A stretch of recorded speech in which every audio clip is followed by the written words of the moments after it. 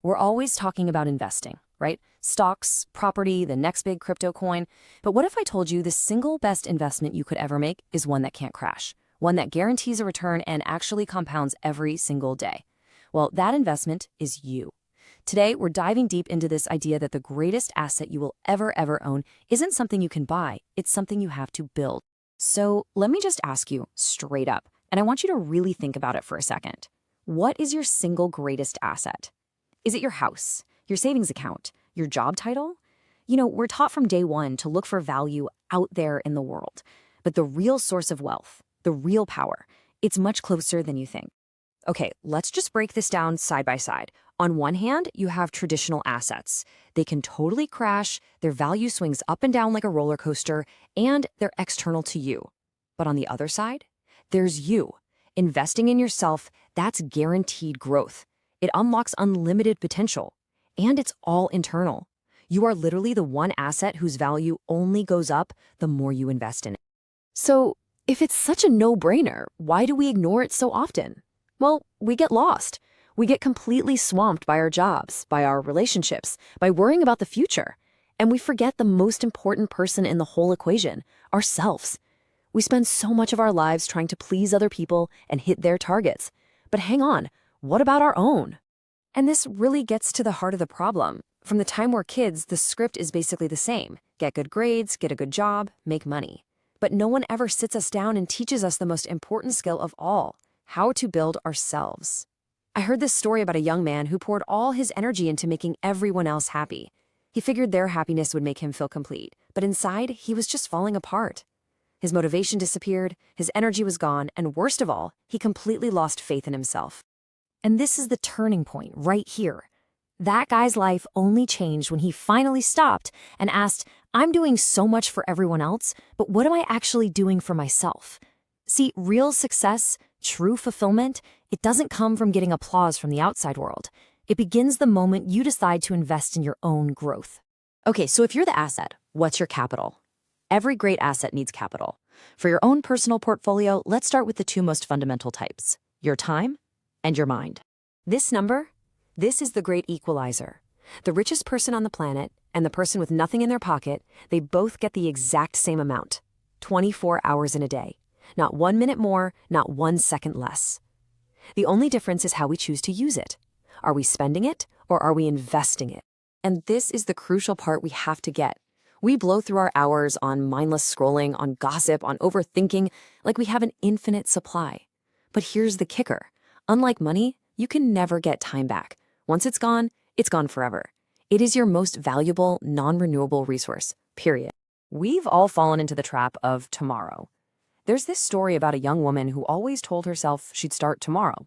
Tomorrow, I'll start studying. Tomorrow, I'll go for that run. Tomorrow, I'll work on my big idea. But her tomorrow was a ghost. It never showed up.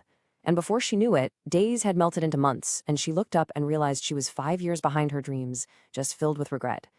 The biggest lie we tell ourselves is, I've got plenty of time. Now for your second piece of capital, your mind. I want you to think of your mind as the operating system that runs your entire life. Now, if the software on your phone is outdated and buggy, how well is it going to run? Exactly. It's the same with your life. Your mind can get stuck running old programs filled with doubt and fear. Kind of like this guy I heard about who was miserable in his job but never left. His internal program just kept repeating the same line. I can't do any better than this. So how do you upgrade that mental software? It's way simpler than you think. You don't need some huge dramatic overhaul. Just start with 3 small daily actions. 1, read something, anything that interests you for just 15 minutes. 2, listen to one insightful podcast or watch one video that makes you think. And 3, probably the most powerful of them all, just ask yourself this one simple question every single day. How can I be slightly better today? An upgraded mind and well-invested time, that's a powerful combination, but they need a solid foundation to stand on. And that brings us to the next asset class in your personal portfolio, your health and your network. We chase our goals, we chase money, we chase status, and so often we sacrifice the one thing we absolutely need to enjoy any of it, our health. Just think about it. What good is talent if you don't have the energy to use it? A brilliant mind is pretty much useless if it's always exhausted. It reminds me of this workaholic who just pushed and pushed, early mornings, late nights, weekends. And then one day, he just collapsed from burnout. His ambition completely outran his foundation. And here's the best part. Building this foundation isn't about some extreme makeover. It's just about small, conscious choices. A 10-minute walk, that's it. One simple home-cooked meal instead of takeout, and trying to get 8 hours of sleep. This is not about becoming a fitness model. It's about having the energy to actually live the life you're working so hard to build. Now for the other pillar of your foundation, your network. We subconsciously absorb the habits and mindsets of the people we spend the most time with. It's just how we're wired. So if you're surrounded by negative, complaining people, that energy is going to seep into your life. But if you surround yourself with people who are growing, learning, and trying to get better, you can't help but rise with them. Growth happens when you're being challenged and inspired by the people around you.